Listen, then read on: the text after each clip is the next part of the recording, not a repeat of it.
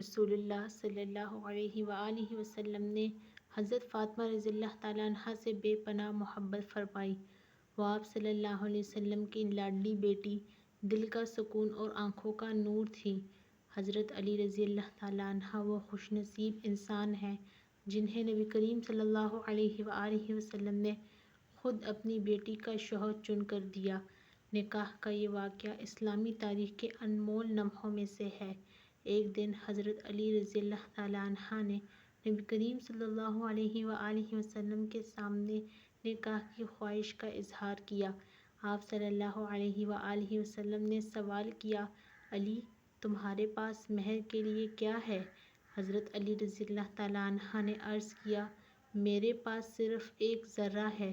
نبی کریم صلی اللہ علیہ وآلہ وسلم نے فرمایا، یہی کافی ہے۔ حضرت علی رضی اللہ تعالیٰ عنہ نے وہ ذرہ فروخت کی اور حضرت فاطمہ رضی اللہ تعالیٰ عنہا سے نکاح طے پایا۔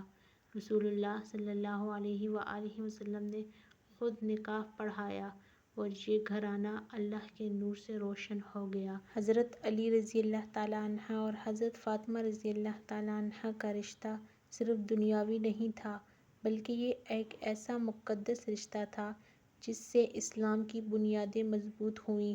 ان دونوں نے ہمیشہ سادگی، صبر، قناعت اور تقویٰ کے ساتھ زندگی گزاری۔ گھر میں کبھی ناز و غم نہیں تھے، لیکن محبت بے مثال تھی۔ کبھی کبھی کئی دنوں فاقہ رہتا، مگر کبھی شکایت نہیں کی جاتی۔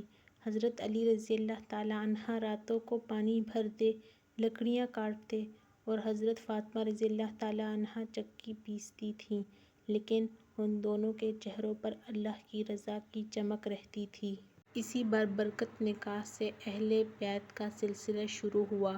حضرت حسن رضی اللہ تعالیٰ عنہ اور حضرت حسین رضی اللہ تعالیٰ عنہ جیسے جگر گوشے اس گھرانے میں پیدا ہوئے، جنہیں نبی کریم صلی اللہ علیہ وآلہ وسلم نے اپنی اولاد کہا۔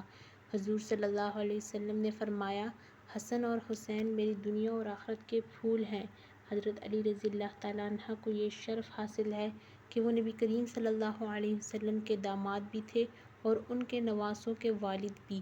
اہل بیت کی فضیلت کے متعلق قرآن و حدیث میں کئی روشن ارشادات ہیں۔ ترجمہ: بے شک اللہ یہی چاہتا ہے کہ تم سے ہر طرح کی نجاست کو دور کر دے، اے اہل بیت، اور تمہیں خوب پاکیزہ کر دے۔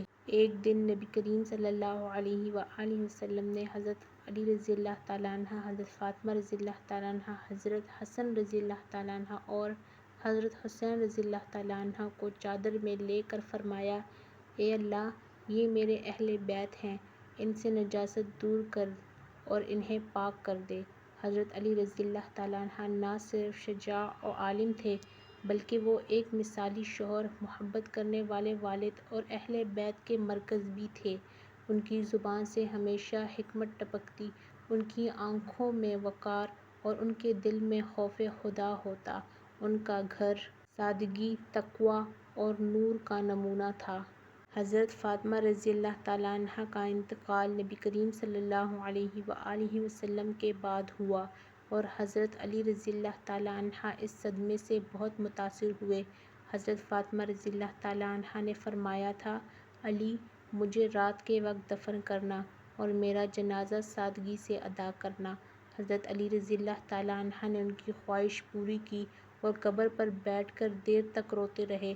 انہوں نے فرمایا، اے فاطمہ، تجھ سے جدا ہو کر میرا دل ٹوٹ گیا ہے، لیکن اللہ کی رضا پر راضی ہوں۔ یہ تھا حضرت علی رضی اللہ تعالیٰ عنہ کے نکاح کا واقعہ۔